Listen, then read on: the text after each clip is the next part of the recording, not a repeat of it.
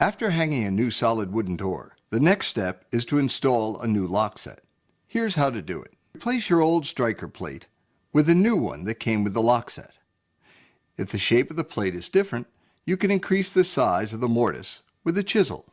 Using a speed square, transfer the location of the top and bottom of the striker plate hole to the edge of the door, and transfer these measurements to the front of the door.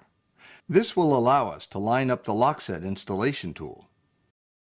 On the lock set installation tool, you can set the backset guide to match the backset required for the lock set you are installing. Using your measurements, position the lock set installation tool on the edge of the door aligned with the pencil marks and secure it to the door with the 2 screws from your lock set kit.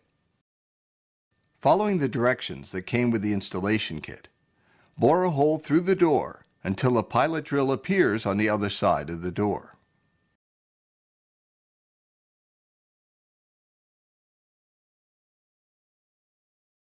Using the pilot hole as a guide, now bore from the other side until you have completely cut through the door.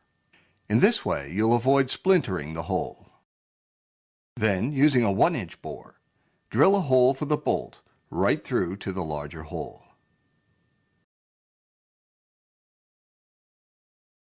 Remove the lock set tool, and following the instructions that came with the tool, install the template for cutting a mortise for the bolt plate.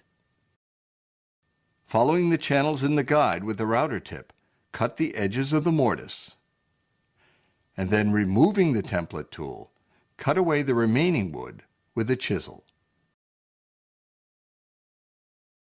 If the new bolt plate that came with your lock set has squared edges, simply use your chisel to square the corners.